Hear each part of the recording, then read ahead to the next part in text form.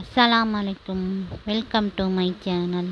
இப்போ நம்ம சூப்பரான ஒரு பாவக்காய் பொரியல் தான் பார்க்க போகிறோம்.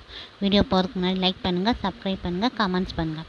ஃபஸ்ட்டு பாவக்காயை சுத்தம் பண்ணி விதையெல்லாம் எடுத்துகிட்டு இந்த மாதிரி சின்னதாக நறுக்கிக்கோங்க. சின்னதாக இருந்தால் 2 தக்காளி, பெரிய வெங்காயம் 1, கருவேப்பிலை, மஞ்சத்தூளும் மிளகாத்தூளும் நம்ம தேவைக்கு ஏற்றப்ப உப்பு. ஃபஸ்ட்டு சட்டியில் எண்ணெய் ஊற்றி வெங்காயம் தக்காளி எல்லாத்தையும் போட்டு வதக்கிக்கோங்க. வதக்கின பின்னாடி பாவக்காயை போட்டு மசாலா எல்லாமே போட்டு அந்த எண்ணெயிலே ஒரு 2 நிமிஷம் சிம்மில் வச்சுக்கோங்க, கருகிரும். இந்த மாதிரி 2 நிமிஷம் வதக்கின பின்னாடி தண்ணி நிறையா ஊற்றாதீங்க, அதிலே கொஞ்சம் வெந்துடும். சின்ன டம்ளரில் 1 டம்ளர் தண்ணி போதும். இந்த அளவுக்கு இருந்தால் உங்களுக்கு போதுமானது. ஒரு 5 நிமிஷம் வெந்த பின்னாடி கொஞ்சம் சுண்டினோடனே 2 நிமிஷம் நல்லா கிண்டிக்கோங்க. லைட்டாக எண்ணெய் விட்டு கிண்டி ஆஃப் பண்ணிடுங்க. சூப்பரான பாவக்காய் பொரியல் ரெடி.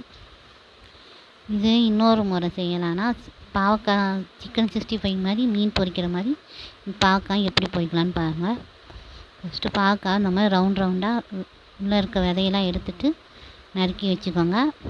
அது தேவையானது கரம் மசாலா, மிளகாத்தூள், மஞ்சத்தூள், சிக்கன் 65 மசாலா, உப்பு.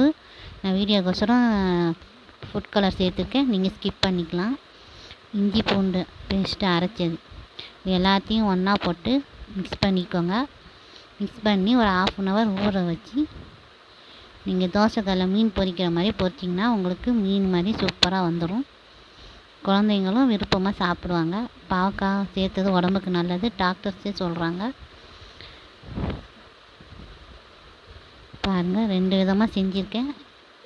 எல்லாத்தையும் செஞ்சு அசத்துங்க. ஓகே ஃப்ரெண்ட்ஸ், பாய்.